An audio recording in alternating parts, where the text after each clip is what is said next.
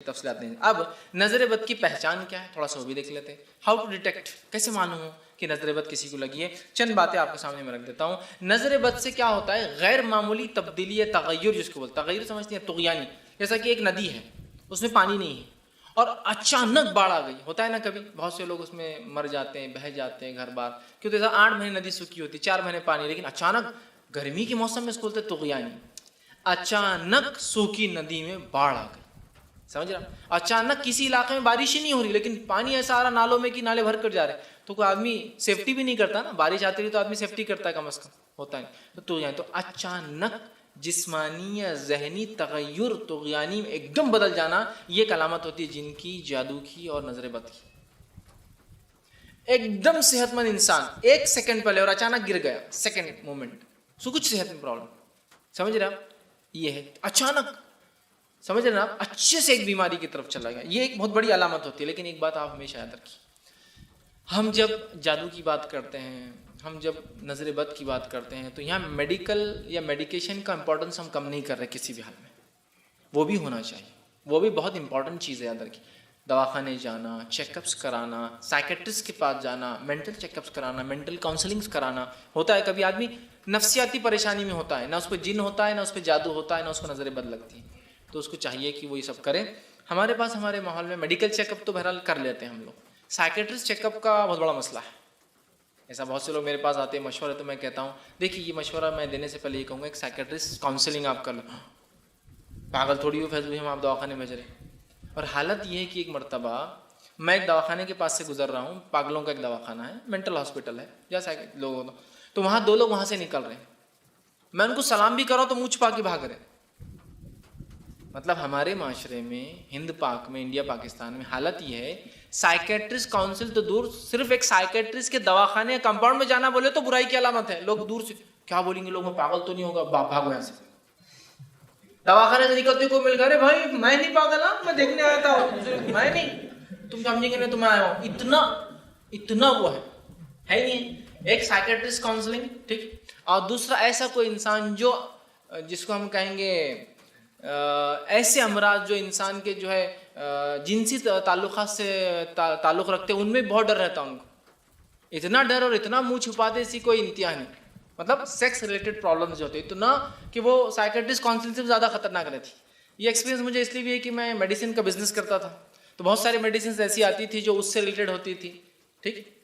Sexual power से या क़ुव्वत बाह से, तो हम लोग उसको बहुत सारी जगह मार्केटिंग करते थे, बहुत सारे डॉक्टर्स थे जहाँ हम जाते थे, अगर वहाँ कभी हम पहुँच जाते तो सारे लोग मुँह छुपा लेते थे, कोई अखबार पढ़ना शुरू कर देता था, कोई बुक लगा देता था, कोई भाग जाता था, अरे वाह फैज़ भाई आगे गए, भागो यहाँ से। तो मेरा तो खैर फील्ड था, क्योंकि वो दवाओं को हम सेल करते थे, प्रोडक्ट बताना होता था, जनरली मार्केटिंग रिप्रेजेंटेटिव थे, बस वो जाते थे, कभी कभी मैं भी जाता था। तो जब मैंने देखा लोग इतना डरते हैं, देखिए बीमारियाँ हैं अल्लाह ने दी है, ठीक है, इलाज कराने में मैं समझता हूँ शर्म महसूस करना, ये खुद एक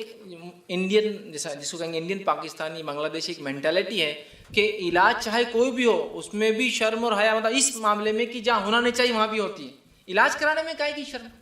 मेरे को जख्म आ गया मुझे इलाज कराना, नहीं लोग क्या बोलेंगे, मैं कैसा जाऊँगा, लोगों को क्या जवाब दूंगा, कैसे लगा बोलूँगा, इसको क्या जवाब दूंगा, उसको क्या जवाब दूंगा, पड़ोसी क्या समझेंगे, इन्हों क्या समझेंगे, उन्होंने समझेंगे इसको मार क्या, इन्हों समझेंगे उसको, इतनी बातें सोच रहा हूँ खाली इलाज से पहले। किसी आदमी साइकेट्रिस्ट काउंसलिंग की जरूरत है, आदमी पागल होगा दवा नहीं भाई मिलने हम नहीं जाएंगे, घर पे आए तो बुला बाबा, वहाँ जाने के बाद लोग हमको समझ लिए तो अच्छे खासे हम पहले,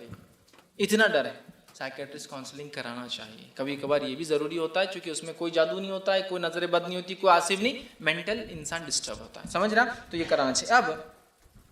ये होने के बाद हम दम भी करेंगे, या इससे पहले दम भी करेंगे, लेकिन ये चीज़ भी कराना चाहिए, medical checkups and psychiatric counselling, क्योंकि नज़र बद का जादू से इसका ताल्लुक है, इसलिए मैं चाह रहा हूँ। कभी आदमी में जादू नहीं होता है, वो नफ्सियाती पागल हो जाता है, और आप उसका अगर जादूगर के पास इलाज कराएंगे तो मैं समझता हूँ, माफ़ करना, किसी राखी या मालिश के पास भी कराएंगे तो उसको वो फ़ायदा नहीं मिलेंगी, वो शफा जो होना चाहिए, समझ रहे, क्योंकि उसको जादू है ही नहीं, उसको एक्चुअली मेंटल डिसऑर्डर है,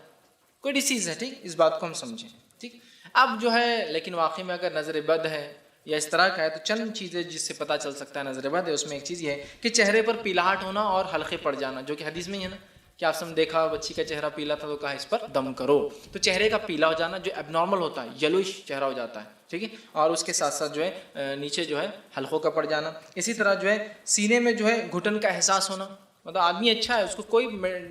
चेस्ट का डिसीज़ नहीं, फिर भी घुटन का महसूस होना। तिलावत सुनने या दम करने पर मुख्तलिफ़ किस्म की परेशानियाँ लायक होना, कोई इस पर तिलावत कर रहा है, दम कर रहा है तो परेशान हो जा रहा है मुख्तलिफ़ किस्म की। इसी तरह जो मामूल से ज़्यादा गर्मी महसूस होना, कंटिन्यूसली परेशान कि पसीना जा रहा है, परेशान रह रहा है मामूल से ज़्यादा। नॉर्मल तो एक अलग चीज़ है, अब नॉर्मल। इसी तरह जो पसीने का आना और ख़ास तौर से, और इसमें बहुत सारी बातें ऐसी जिसकी मैं हदीस से कोई दलील नहीं दे पाऊंगा, लेकिन ये उलमा की तज्जिए समझते हैं आप, कुछ चीज़ों का एक्सपेरिमेंट करके देखा गया कि आदमी पे ये जो इलाज कर रहे हैं ये ज़्यादा हो रहा है, तो लिहाजा ये सिम्टम्स हो सकते हैं। लेकिन अगर आप आगे पूछें दलील, तो मैं कहूँगा ये दलील तज्जिया है उलमा का, कि उन्होंने देख देख कर पता किया कि ऐसा ऐसा ये हो रहा है। ठीक है, तो ख़ास तौर से पसीने का कमर से नीचे के हिस्से में, मतलब ऊपर उतना नहीं आता लेकिन नीचे, कमर से नीचे, वेस्ट से नीचे पसीने का कसरत से आना। इसी तरह जो है पहलुओं में दर्द महसूस होना। ठीक है, इसी तरह जो बेचैनी की कैफियत होना और इधर उधर देखने और मुतवज्जे होते रहना, कंटिन्यूस, मतलब हमेशा बेचैन और हमेशा परेशान होना, ये भी कैफियत देखी गई। बहुत सारे जो लोग जिनको जिन तकलीफ देते हैं या नज़र हो जाती है, उनके साथ ये कैफियत खामखा बेचैन और कंटिन्यूस देखते रहते हैं। और ख़ास तौर से उंगलियों की हरकतें कंटिन्यूस करते रहेंगे। आप देखिए कभी किसी को अगर जिन का असर है, जादू का असर है, और उसको पजेस उसके जिस्म है, तो वो कंटिन्यूस एक तो बेचैन रहेंगे और एक मुख्तलिफ किस्म की खाली उंगलियों से खेल करता रहेगा। आप देखिए कभी साइकेट्री, मतलब दवाखाने जहाँ बहुत से लोग मेंटल डिसऑर्डर के लाए जाते हैं, बहुत सारे, चूँकि बहुत सारे नॉन मुस्लिम्स और बहुत सारे पढ़े लिखे लोग दावा करते हैं कि जादू वगैरह नहीं होता, तो वो साइकेट्रिस्ट काउंसलिंग के लिए कंटिन्यूस जाते हैं जहाँ इलाज हो भी नहीं पाता बहुत सी बार। तो आप देखिए वो हरकतें करते हैं, अजीब व गरीब हरकतें और कंटिन्यूस परेशानी। इसी तरह जो रोना या किसी चीज़ के बगैर सबब के आंसू का आना, एक तो कंटिन्यूस बहुत ज़्यादा रोना या बगैर किसी वजह के आंसू जाते रहना आंखों में से, ये भी उसकी अलामत है। इसी तरह जो है पहलुओं का जो है, पलकों का जो है फड़कना। इसी तरह जिस्म के मुख्तलिफ हिस्सों में खुद ब खुद हरकत होना, जैसा अचानक हाथे और वो उसमें एक किस्म की थरथराहट, अचानक पैर और शिवरिंग उसके अंदर आ रही, सिर्फ उत्ते पार्ट है, बाकी बॉडी सब सही है। ठीक है, अचानक पलकें और वो कंटिन्यूस पड़ा करी, अचानक नसें और वो खाली सर की हलती, अचानक हाथ है और वो अचानक, समझा, किसी हरकत में आ जाना, ये भी उसकी अलामत है। इसी तरह जो है दिल डूबे की कैफियत होना, हमेशा डिप्रेस्ड। डिप्रेशन भी शैतान की एक हरबों में से एक हरब आया था, डिप्रेस्ड, दिल डूबा जिसको बोलते हैं, कैफियत है ना। इसी तरह जो है पट्ठों का अकड़ जाना, खींचना और दर्द करना। नींद में जो है नीम बेहोशी, कभी सो रहे तो नीम बेहोश, मतलब पूरे बेहोश नहीं लेकिन बेहोशी जैसी कैफियत हो जा रही, उठा रहे हुए तो पड़े हुए हैं, गिर भी जा रहे तो हिस्स नहीं है। ठीक है, या फिर नींद ही ना आना, समझ रहे हैं आप, कि हमेशा है तो सो रहा, कभी बोलते आँख खुल जा रही है लेकिन नींद आती नहीं है। ठीक, या नीम बेहोशी की कैफियत तारी हो जाती है। ठीक, इसी तरह जो है तिब्बी और किसी भी मादी सबब के बगैर, मेडिकल और किसी भी वर्ल्डली रीज़न के बगैर, जिसको दुनियावी वजूहात के बगैर जो है जिस्म पर नीले छत्तों का आ जाना, जो है ब्लू टाइप के, ऐसे खून घुट गया वैसे छत्तों का डेवलप होना, ये भी उसकी कुछ अलामत में से अलामत है। कुछ की दलील तो हदीस से मिलती है और बाकी जो है तज्जिया है जो उलमा ने किया, जो इलाज करते हैं, मालिज होते हैं, राकी होते हैं, उन लोगों के एक्सपेरिमेंट्स के जो रिजल्ट थे वो मैंने आपके सामने रखे। लेकिन अगर आप मुझसे इनके दलाल पूछेंगे तो मेरे पास इसकी कोई हदीस से नहीं, सिवाय पीलापन पड़ना और आंखों में हल्के आना, इंसान का एक्स्ट्रॉर्डनरी दुबला हो जाना, चूँकि सेहत ख़राब रहना नज़र लगने से। लेकिन इसके अलावा बाकी तमाम चीज़ें जो है एक्सपेरिमेंट उलमा ने तज्जिया किया है, और कुछ वजूहत हदीस भी इसके लिए बनी, जैसा कमर के नीचे का मैंने कहा ना, आगे हदीस आएंगे तो उससे भी कुछ चीज़ें